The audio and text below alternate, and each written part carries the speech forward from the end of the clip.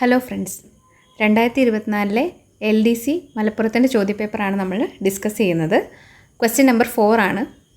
Adolf ഹിറ്റ്ലറുമായി ബന്ധപ്പെട്ട് തന്നിരിക്കുന്ന പ്രസ്താവനകളിൽ നിന്ന് ശരിയായവ തിരഞ്ഞെടുക്കുക.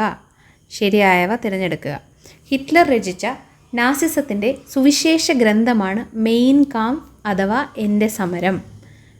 സ്റ്റേറ്റ്മെൻറ്റ് 2.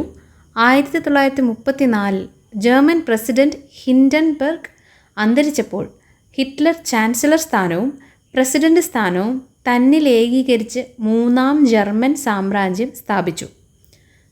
സ്റ്റേറ്റ്മെൻറ്റ് 3. ഹിറ്റ്ലർ രൂപീകരിച്ച ഒരു സന്നദ്ധ സേന ആയിരുന്നു ബ്ലാക്ക് ഷർട്ടുകൾ. സ്റ്റേറ്റ്മെൻറ്റ് 4.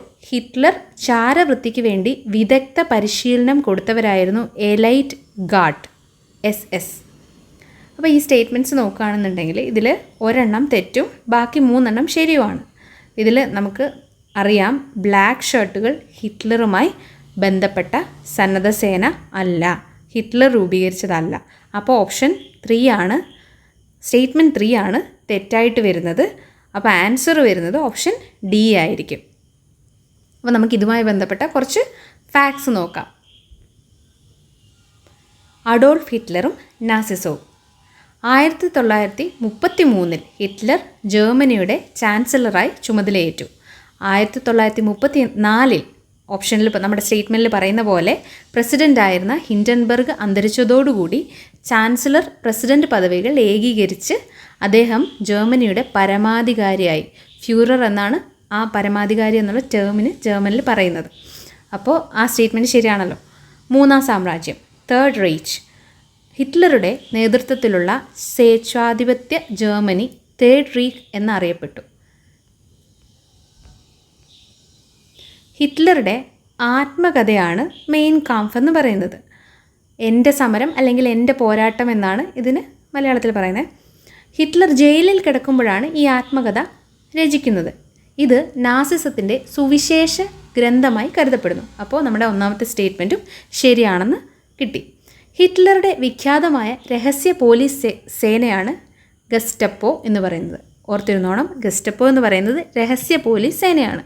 എന്നാൽ നമ്മുടെ സ്റ്റേറ്റ്മെൻറ്റിൽ പറഞ്ഞ എലൈറ്റ് ഗാർഡ് എന്ന് പറയുന്ന SS എന്ന് പറയുന്ന അല്ലെങ്കിൽ ഷൂട്ട് സ്റ്റാഫൽ എന്ന് പറയുന്നത് ഹിറ്റ്ലറുടെ വ്യക്തിഗത സുരക്ഷയ്ക്കും ചാരവൃത്തിക്കും മറ്റ് അടിച്ചമർത്തലുകളുമായി, അതായത് ഹിറ്റ്ലർക്കെതിരെ ആരെങ്കിലും പ്രവർത്തിക്കുമ്പോൾ അവരെ അടിച്ചമർത്താനൊക്കെ വേണ്ടി നിയോഗിക്കപ്പെട്ട പ്രത്യേക സൈനിക വിഭാഗമാണ് ഷൂട്ട് സ്റ്റാഫൽ അല്ലെങ്കിൽ എലൈറ്റ് ഗാർഡ് എന്ന് പറയുന്നത്. അപ്പോൾ 2 സേനയുണ്ട്.